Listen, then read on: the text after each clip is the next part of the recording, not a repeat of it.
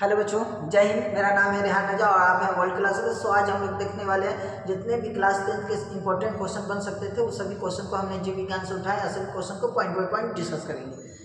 यहाँ से आपको लगभग जितने भी एमसीक्यू बन सकते थे सभी एमसीक्यू को हमने यहाँ से उठाए। तो देखिएगा, मनुष्य में आहार नाल की लंबाई कितनी होती है? तो 9 मीटर होती है। कितने मीटर? या 10 से ऑप्शन के अकॉर्डिंग मारिएगा। क्या करना है बच्चों? ऑप्शन के अकॉर्डिंग इसको क्या करना है? मारना है। ऑप्शन के अकॉर्डिंग इसको क्या करना है? मारना है। तो अगर पूछेगा तो 9 मीटर, मीटर मतलब 9 मीटर। अगर फीट में बोलेगा तो 33 फीट। 33 फीट। तो याद रखना है 9 मीटर एंड 33 फीट हो जाएगा। 9 मीटर एंड 33 फीट। देखिएगा बच्चों, आहार नाल का सबसे बड़ा भाग कौन होता है? तो छोटी आंत होता है। आहार नाल का सबसे बड़ा भाग कौन होता है? तो छोटी आंत होता है। आहार नाल का सबसे बड़ा भाग कौन होता है? छोटी आंत होता है। देखिएगा, छोटी आंत की जो लंबाई होती है वो कितनी होती है? तो छोटी आंत की लंबाई भी होती है 5 से 6 मीटर की होती है। संपूर्ण पाचन होगा, संपूर्ण पाचन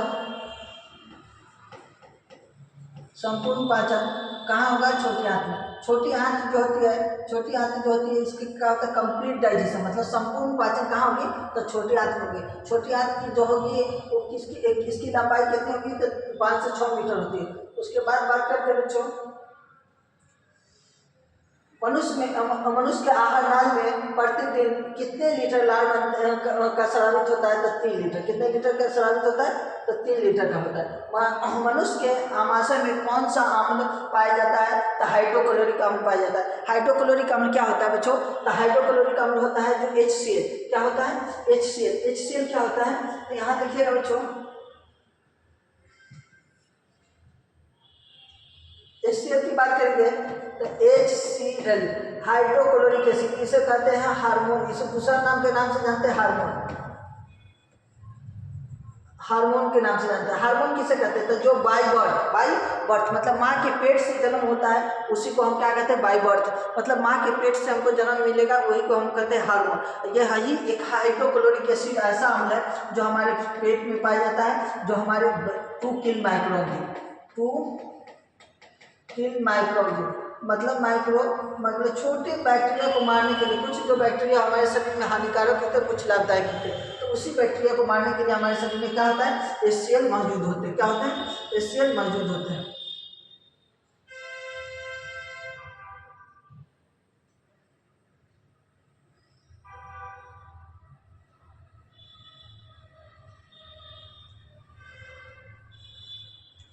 उसके बाद है गहरी की अग्रणी की किसका भाग होता है? तो छोटी आंत का भाग होता है। उसके बाद पचे हुए भोजन को अवशेष कहाँ होता है? तो इलियम में होता है। पचे हुए भोजन का जो पाचन कहाँ होता है? इलियम में होता है। जल्दी हम लोग चलेंगे क्योंकि हमारे पास क्वेश्चन ऑफ नंबर ज़्यादा है, तो उसको जल्दी शॉर्टकट में निकलते हुए पढ़ते चलते हैं। छोटी आंत का बड़ा भाग, छोटी आंत जो होगा, छोटी आंत तथा बड़ी आंतों के जोड़ पर एक छोटी सी नली पाई जाती है जिसे क्या कहते हैं? सिकम कहते हैं। क्या कहते हैं? सिकम कहते हैं। मनुष्य के शरीर का कोशिका अंग कौन सा होता है? तो याद रखिएगा अपेंडिक्स होता है। मनुष्य के शरीर का अवशेषीय अंग कौन सा होता है? तो अपेंडिक्स होता है। उसके बाद वैश्विक क्रिया जिसके द्वारा जीवों का अनुरक्षण होता है क्या कहलाता है? तो जौ प्रक्रम कहलाता है। क्या कहलाता है? जौ प्रक्रम। वैसे पौधे जो भोजन के लिए सभी गली जीवों पर आश्रित रहते हैं उसे मृत जीवी कहते हैं। जैसे गोबर छत्ता, वो क्या होगा? मृत जीवी होगा। मतलब सड़े गले पौधे पर क्या रहते हैं? आश्रित रहते हैं। वायु में कार्बन डाइऑक्साइड की मात्रा कितनी होते हैं? तो वायु में कार्बन डाइऑक्साइड की मात्रा होते हैं 0.03%। ऑक्सीजन की बात करेंगे तो ऑक्सीजन कितने परसेंट होते हैं? तो ऑक्सीजन होते हैं 21%। ऑक्सीजन के कितना होते हैं? 21% होते हैं। और नाइट्रोजन का कितना परसेंट? नाइट्रोजन कितना परसेंट? 78%। नाइट्रोजन कितने परसेंट? 78% पाए जाते हैं। कहाँ पाए जाते हैं? हमारे वायुमंडल में, एटमोस्फेयर में। उसमें सौपोषी पौधे के लिए आश्रित रहते हैं। तो क्या? प्रकाश संश्लेषण। अब देखिए प्रकाश संश्लेषण कहाँ होगा? तो प्रकाश संश्लेषण होगा हमेशा हरे पौधे। प्रकाश संश्लेषण कहाँ होगा? हरे पौधे में। हरे पौधे में प्रकाश संश्लेषण के लिए 4 कच्चे पदार्थ चाहिए। कितने कच्चे पदार्थ? 4। कौन कौन? तो CO2, H2O, उसके बाद हो जाएगा CO2, H2O, उसके बाद क्लोरोफिल, क्लोरोफिल, और दूसरा हो जाएगा सनलाइट। सनलाइट, ये चार चीज चाहिए जो कच्चे के सौपोषी पौधे को भोजन प्राप्त करने के लिए। और सौपोषी जो भोजन प्राप्त करेगा वो कहाँ करेगा, तो यह रात में करेगा। कहाँ करेगा, तो रात में करेगा। मेरे बच्चों,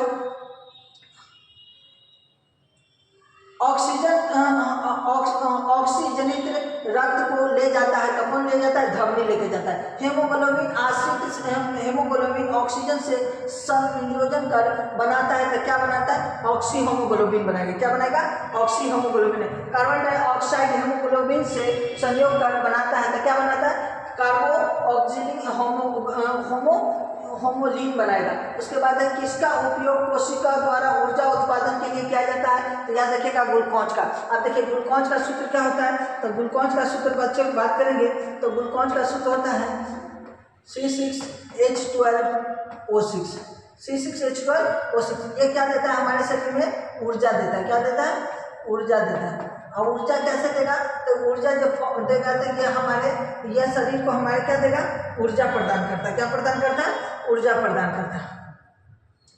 उसके बाद आ जाएंगे दांतों की सबसे ऊपरी परत किसका बना होता है, इनामेल का। दांत की ऊपरी परत जो होता है इनामेल का। इनामेल में क्या पाया जाता है, तो इनामेल में पाया जाता है मेरे बच्चों, इनामेल में वाटर जो होता है, वाटर 0% पाया जाएगा। इसीलिए यह क्या होता है, सबसे हार्ड होता है। तो दांत की ऊपरी जो कवर होती है वो इनामेल का बनाता है। दांत जो बना होता है कैल्शियम कार्बोनेट का, कैल्शियम कार्बोनेट,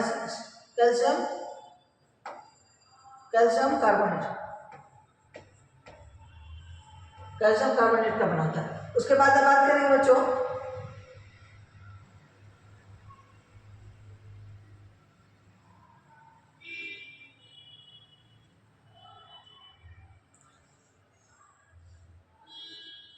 न्यूक्लियस शब्द किसके द्वारा खोजा गया था, तो न्यूक्लियस शब्द किसके द्वारा खोजा गया था, रॉबर्ट ब्राउन के द्वारा। कब खोजा गया था, 1831 में खोजा गया था। कब खोजा गया था, 1831 में खोजा गया। पौधे में भोजन किसके रूप में जमा रहता है, तो याद रखिएगा स्टार्च के रूप में जमा रहता है। पौधे और पशुओं की कोशिकाओं का जैविक अध्ययन क्या कहलाता है, तो कोशिका विज्ञान कहलाता है। क्या कहलाता है, कोशिका विज्ञान कहलाता है। उसके बाद करेंगे पित्त रस कहाँ स्रावित होता है, तो पित्त रस कहाँ होता है, यकृत में। पित्त रस क्या होता है, तो पित्त रस होता है जो हमारे शरीर में कहाँ पाया जाता है, तो हमारे पित्त रस हमारे यकृत में होता है। और यकृत किसे कहते हैं बच्चों, तो यकृत कहते हैं हमारे लीवर को। यकृत का ही दूसरा नाम हो गया जिगर। जिगर है, जिगर मतलब हो गया तुम्हारे है दम, तो आगे देख लो तुम्हारे जिगर में कितना दम है, तो जिगर का मतलब हो गया लीवर। उर्दू में ये उर्दू वर्ड है। कैसा वर्ड है मेरे बच्चों, उर्दू है। ये उर्दू में जिगर बोलते हैं, लीवर को ही जिगर बोलते हैं, इंग्लिश में लीवर बोलते हैं। देखिए लीवर एक ऐसा ऑर्गन है जो सर्वग्राही है। सर्वग्राही बोलते हैं, सर्वग्राही। सर्वग्राही किसे कहते हैं, क्या बहुत ही तैयारी होता है, मतलब जो हमारे शरीर में जितने भी मतलब ऑर्गन्स है, अगर कोई चीज़ एक्स्ट्रा हो गया, जैसे कार्बोहाइड्रेट हमको चाहिए मतलब प्रत्येक दिन 10, और ये हमारे शरीर में बन गया, कार्बोहाइड्रेट की मात्रा परसेंटेज 15% बने, तो ये 5% कहाँ जाएगा, ये क्या करेगा, अपने अंदर लीवर स्टोर कर लेगा। इसीलिए क्या होता है, लीवर क्या होता है, सर्वग्राही है। अब देखिएगा लीवर एक और चीज़ है। लीवर क्या है, तो ये लीवर जो सेल डिवीजन इसमें बहुत ज़्यादा हो,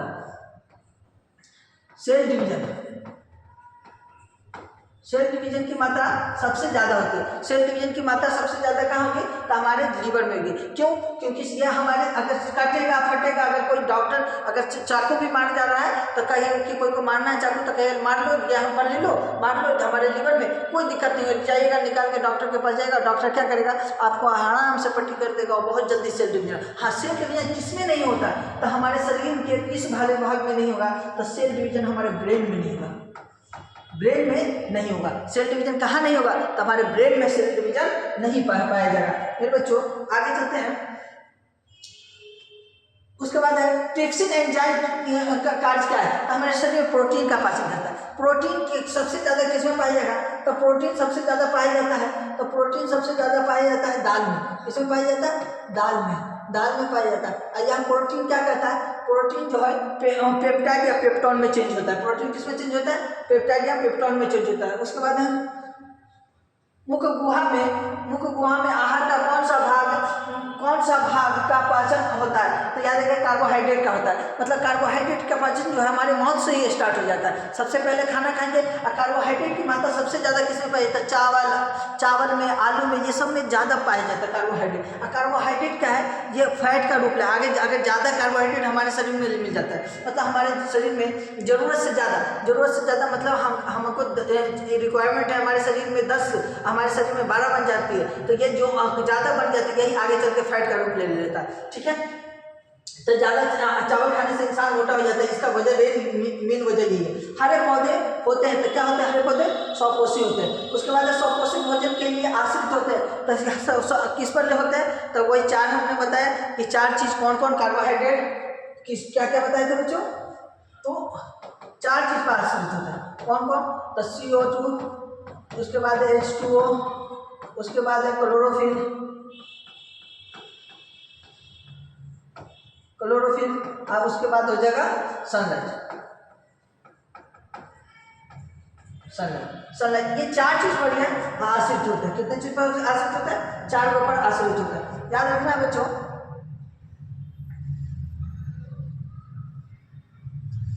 उसके बाद तो 4 चीज पर हो गया। कौन कौन होगा? कार्बोहाइड्रेट पर हो गया, वही क्लोरोफिल को ही बोलते हैं, सनलाइट हो गया, कार्बन डाइऑक्साइड की पर यह हमारे शरीर में आश्रित होता है। उसके बाद किसकी उपस्थिति के कारण पौधे का रंग हरा होता है? तो क्लोरोफिल के कारण पौधे का रंग हरा होता है। उसका हाइड्रा में क्या पाया जाता है? तो हाइड्रा में स्पर्शक पाया जाता है। देखिए हमारे पास क्वेश्चन ऑफ नंबर ज़्यादा है, इसीलिए हमने स्पीड थोड़ा चल रहा है क्योंकि हमको सभी क्वेश्चन को टच करना है। तो याद रखना है हाइड्रा में क्या पाया जाता है? तो हाइड्रा में क्या पाया जाता है? स्पर्शक पाया जाता है। अमीबा में अधिकांश पोषण होता है। तो क्या होता है? अंतर्ग्रहण के द्वारा होता है। किसके द्वारा होता है?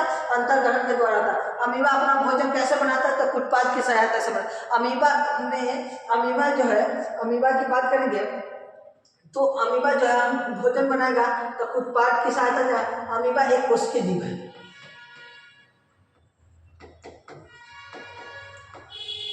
कोशिकीय जीव है। अमीबा एक कोशिकीय जीव है। कौन सा एंजाइम वसा क्रिया करता है? तो याद रखिएगा लाइपेज जो है या वसा में क्रिया करता है। आयोडीन की कमी से कौन सा रोग होता है? घेगा, ग्वाइटर और गलगंड। 3 बीमारी हो गई, घेगा, ग्वाइटर और गलगंड हो गए। ठीक है, उसके बाद है वाक्य में हमने एक्सप्लेनेशन छोड़ रहे हैं क्योंकि एक्सप्लेनेशन में ज़्यादा टाइम ले रहा है। ठीक है, उसके बाद कवच में पोषण की कौन सी विधि पाई जाती है? तो मृतजीवी में। तो दांतों में साफ करने के लिए दंत मंजन होते हैं। तो छारी हो गए। देखिए छारी और क्या होता है? छारी की बात करेंगे और एसिड की बात करेंगे। तो छारी जो होगा जिसका पीएच वैल्यू मोर देन 7 मतलब 7 से अधिक तो वो होगा क्षारीय। जिसका पीएच वैल्यू 7 से कम होगा वो क्या होगा? अम्लीय होगा। कैसा होगा? अम्लीय होगा। इसका पीएच वैल्यू कितना होगा? तो इसका वैल्यू तो ये क्षारीय होगा। कैसा होगा? अब देखिएगा अम्ल और क्षार जब मिलता है तो क्या हो जाता है? उदासीन हो जाता है। तो बच्चों जब हम सुबह उठ के हमारा माउथ स्मेल करता रहता है तो माउथ के अंदर में क्या होता है? सलाइवा होता है। और सलाइवा क्या करेगा? जब माउथ पूरी दिन भर बंद रहता है, रात भर बंद रहता है, तो जब मॉर्निंग में उठते हैं तो सलाइवा अंदर जाता नहीं है। तो इसलिए हमारे पेट में क्या होता है? HCl हाइड्रोक्लोरिक एसिड उसको मार देता है, नष्ट कर देता है। जब नहीं जाता तो वही बैक्टीरिया क्या करता है? स्मेल करता है। जब स्मेल करता है तो हम क्या करता है? तो अम्ल का रूप ले लेता है। हमारा जो पेस्ट होता है वो क्षारीय होता है। एसिड और क्षार जो मतलब एसिड जो ऑलरेडी पहले से जो सलाइवा है और जो क्षार मिला जो मतलब जो पेस्ट मिला यह दोनों मिलाकर क्या बना लेता है? उदासीन कर लेता है। इसीलिए हमारा माउथ क्या होता है? सुबह सुबह स्मेल करता रहता है। जब ब्रश करते हैं तो माउथ स्मेल वहाँ से गायब हो जाती है। उसका मेन रीजन है कि क्या करता है? उदासीन बन जाता है। और उदासीन कब बनेगा? तो जब हमारे शरीर में क्या क्षारीय और अम्लीय दोनों मिलेगा तो उदासीन हो जाता है।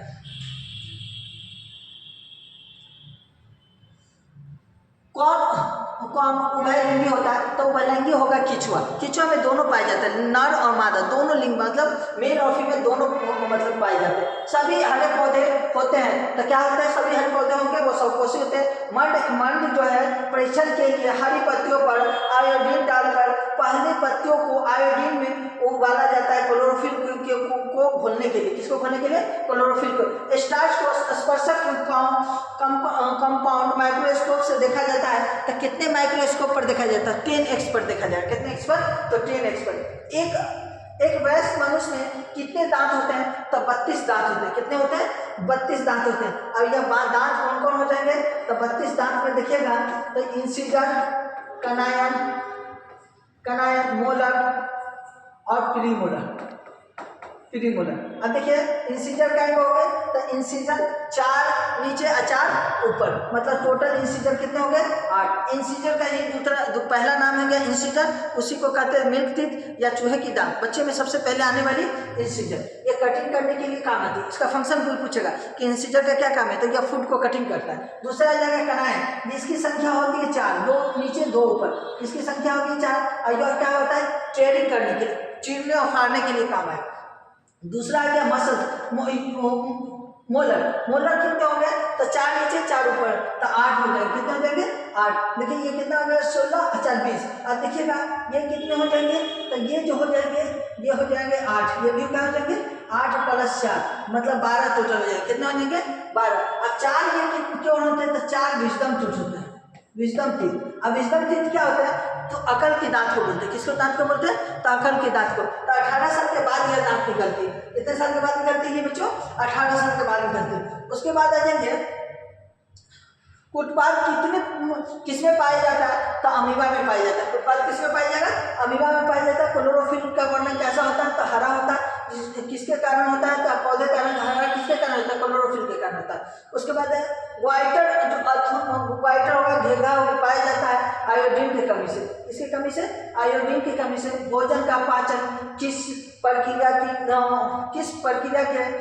प्रकार की अभिक्रिया है? तो उपचयन अभिक्रिया। प्रकाश संश्लेषण में ऑक्सीजन बाहर निकलता है तो वो जल बाहर निकलता है। अब देखिए प्रकाश संश्लेषण में हमने बताएंगे कि जल कहाँ से निकलता है? तो प्रकाश संश्लेषण में जो जल निकलेगा वो पत्ती के द्वारा निकलेगा, क्योंकि जब खाना बनाएगा तो ग्लूकोज बनाएगा। ग्लूकोज बनाने के बाद क्या बनाएगा? ऑक्सीजन और वाटर को रिलीज कर देगा। ठीक है, अब कहाँ से निकलेगा? तो पत्ती से रिलीज करेगा। उसके बाद देखेंगे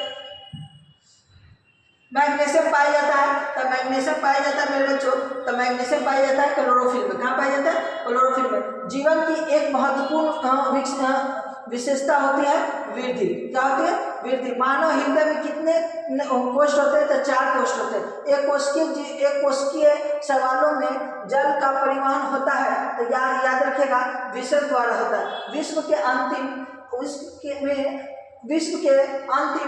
उत्पादक है तो क्या हो जाएगा? याद रखना है CO2 + H2O और ऊर्जा।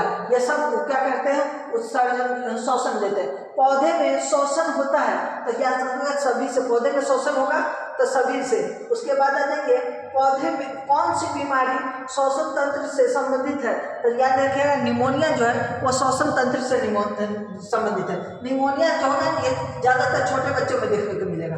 उसके बाद है मछली का शोषण अंग कौन सा होता है? गिल्स होता है। तो मछली किससे सांस लेता है? गिल्स से सांस लेता है। अब देखिएगा गिल्स से किससे सांस लेने वाला मछली होगा, मगर उसी मछली में एक और प्रजाति है जो वेल्स होता है, वो किससे लेता है? लंग्स से लेता है। उसके बाद आ जाएंगे ट्रैकिया से कौन लेगा? तो छोटे कीट जो होंगे तिलचट्टा, तो वो किससे लेंगे? तो ट्रैकिया से लेंगे। मनुष्य किससे लेगा? तो लंग्स से लेगा। उसके बाद तिलचट्टा में कितने जोड़े श्वसन रंध्र पाए जाते हैं? तो 10 जोड़े श्वसन। तो याद रखिए चिलचट्टा में कितने तरह के श्वसन रंध्र पाए जाते हैं? 10। निम्नलिखित में से किसे कोशिका का ऊर्जा मुद्रा के रूप में जाना जाता है? तो एटीपी क्या होता है? तो एटीपी के बारे में बात करेंगे तो एटीपी का फुल फॉर्म होता है एडिनो ट्राइफॉस्फेट। ये एडिनो ट्राइफॉस्फेट। उसके बाद एटीपी कहाँ से आता है? तो माइटोकॉन्ड्रिया। ये हमारा सेल है। सेल के अंदर में न्यूक्लियस की खोज कब हुआ था? तो 1831 में। अब बात करेंगे यहीं पर होता है माइटोकॉन्ड्रिया, लाइसोसोम, गोल्गी, सेंट्रोसोम, वैकल्स, ये सब इसी के अंदर पाए जाते हैं। और यही माइटोकॉन्ड्रिया ये क्या करेगा? ऑक्सीजन का ब्रेक डाउन करेगा। ऑक्सीजन का क्या करेगा? ब्रेक डाउन करेगा। और इसी के अंदर होता है एटीपी। ये क्या करता है? ऊर्जा को संचित करता है। किसको संचित करता है? ऊर्जा को संचित करता है। मेरे बच्चों किसको संचित करेगा? तो ऊर्जा को संचित करता है। इसके बाद है इथाइल अल्कोहल किस प्रकार के शोषण से बनता है? तो अवायवीय श्वसन से बनता है। इथाइल अम्ल किससे बनता है? तो अवायवीय श्वसन से बनता है। उसके बाद पाइरूवेट के विखंडन से हाइड्रेट तथा जल ऊर्जा देता है और यह क्रिया कहाँ देती है? तो माइटोकॉन्ड्रिया में। देखिए पौधे में श्वसन क्रिया के अंतर्गत एटीपी टूटने से कितनी ऊर्जा मुक्त होती है? तो 30.5 कैलोरी ऊर्जा मुक्त होती है। उसके बाद है ग्लाइकोलाइसिस होते हैं। तो क्या होता है? माइटोकॉन्ड्रिया में होते हैं। किसमें होते हैं? माइटोकॉन्ड्रिया में होते हैं। याद रखना है किसमें होते हैं? माइटोकॉन्ड्रिया में। किस पौधे में रंध्र अनुपस्थित होता है? तो हाइड्रिला में होता है। किस पौधे में होता है? तो हाइड्रिला में होता है। किण्वन क्रिया पाई जाती है? तो ईस्ट में पाई जाती है। किण्वन क्रिया किस में पाई जाती है? तो ईस्ट में पाई जाती है। ट्रैकिया किस जीव का श्वसन अंग है? तो याद रखिएगा कॉकरोच का। देखिए हमने बताया कि कॉकरोच हो गया, तिलचट्टा हो गया, ये सब ट्रैकिया से सांस लेगा। उसके बाद है चालनी नलिकाएं पाई जाती है फ्लोएम में। अब ये क्या है? चालनी नलिका क्या होती है? तो याद रखिएगा बच्चों, पौधे में दो उत्तक होते हैं, एक होता है जाइलम, एक होता है फ्लोएम। जाइलम और फ्लोएम क्या है? संवहनी उत्तक है। संवहनी उत्तक है। संवहनी उत्तक किसे कहते हैं? तब ये दोनों पौधे, एक जो है ये जल को लेके जाएगा, किसका करेगा? सॉरी, ये क्या करेगा? फ्लोएम है तो यह फल को लेके जाएगा, मतलब यह भोजन का, किसका करेगा? भोजन का, भोजन को लेके जाएगा। और ये किसको लेके जाएगा? जाइलम जैसे जल का मतलब जल को ट्रांसपोर्टेशन में हेल्प करता है, या फूड को ट्रांसपोर्टेशन में हेल्प करता है। ये जल के यह क्या करेगा? नीचे से ऊपर लेके जाएगा, ये ऊपर से नीचे लेके आएगा, मतलब ऊपर से ये अप के तरफ जाएगा और वो डाउन के तरफ आएगा। उसके बाद आएंगे आरबीसी की जीवन अवधि कितनी होती है? अब देखिएगा आरबीसी की बात करेंगे तो आरबीसी का जीवन काल जो होता है 120 दिन का होता है। आरबीसी बनता कहाँ है? तो अस्थि मज्जा में। कहाँ बनता है? अस्थि मज्जा। अस्थि मज्जा किसे कहते हैं? तो बोन मैरो। अब बोन मैरो क्या होता है बच्चों? तो बोन मैरो होता है कि बोन मैरो किसे कहते हैं? तो ये हमारा लेग, मतलब समझिए लेग पीस कभी खाइएगा तो उसके अंदर में क्या होता है? ये छोटी छोटी हड्डी निकली, एक हड्डी होती है, उसके अंदर ये छोटी छोटी नालियाँ होती, इसके अंदर होल रहता है। यही के अंदर क्या बनता है? हमारा आरबीसी बनता है। अब देखिए आरबीसी जो हो गया, इसका एक होता है डब्ल्यूबीसी। आरबीसी के बाद होता है एक डब्ल्यूबीसी व्हाइट ब्लड सेल, इसका होता है रेड ब्लड सेल। ये होता है, इसका जीवन अवधि जो होता है 3 से 4 दिन होता है। 3 से 4 दिन होता है। यह हमारे क्या करता है? यह हमारे प्रोटेक्ट, मतलब हमारे स्किन के ऊपर वाले लेयर में, हमारे स्किन के ऊपर वाले लेयर में पाया जाता है। कौन पाया जाएगा बच्चों? तो यह हमारे डब्ल्यूबीसी। उसके बाद निम्नलिखित में से कौन सा श्वसन उत्तक होता है? तो फ्लोएम हो जाएगा और जाइलम, दोनों क्या हो गया? संवहनी उत्तक। संवहनी उत्तक का मतलब हो गया यह हमारे शरीर में संवहन, मतलब ये क्या करता है? संवहन का काम करता है, मतलब सहायक का काम करता है। तो क्वेश्चन यह पूछ दिया गया कि ये हमारे शरीर में संवहनी उत्तक कौन है? तो जाइलम और फ्लोएम दोनों हो जाएंगे पौधे में। उसके बाद है रक्त क्या होता है? तो रक्त एक उत्तक है, और कैसा उत्तक है? तरल संयोजित उत्तक है। रक्त कितने प्रकार के होते हैं? तो 2 प्रकार के होते हैं। कितने प्रकार के होते हैं? 2 प्रकार के। उसके बाद ऑक्सीजन का वाहक करता है तो आरबीसी। ऑक्सीजन का वाहक कौन करेगा? तो आरबीसी करेगा। उसके बाद किस जीव में हेमोग्लोबिन नहीं होता है? तो किस जीव में हेमोग्लोबिन नहीं होता है? तो याद रखिएगा मक्खी में। किसमें बच्चों? तो मक्खी में।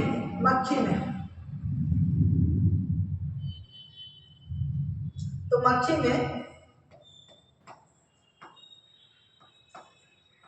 मक्खी में हेमोग्लोबिन नहीं होता है। हेमोग्लोबिन मक्खी में नहीं होता है। अब बात करते हैं हेमोग्लोबिन के कारण ही पौधे का, मतलब मनुष्य का शरीर जो होता है वो खून जो होता है मनुष्य का वो लाल होता है। किसके कारण? तो हेमोग्लोबिन के कारण।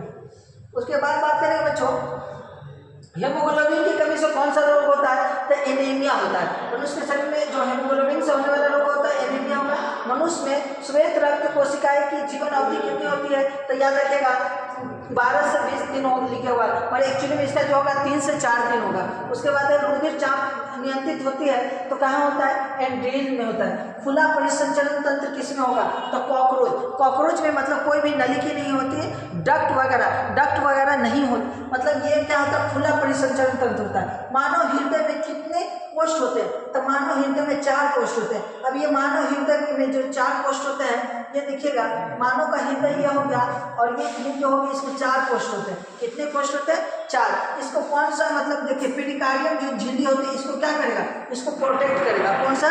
मानव हृदय का कौन सा लेयर प्रोटेक्ट करता है? पेरिकार्डियम। और पेरिकार्डियम का क्या करता है? ये सुरक्षा करता है। मानव हृदय कौन सा मसल्स का बना होता है? तब पेरिकार्डियम जो मानव हृदय होता है या जो होता है किस कौन सा मसल्स का बना होता है? तो मसल्स की बात करेंगे हम तो याद रखना है बच्चों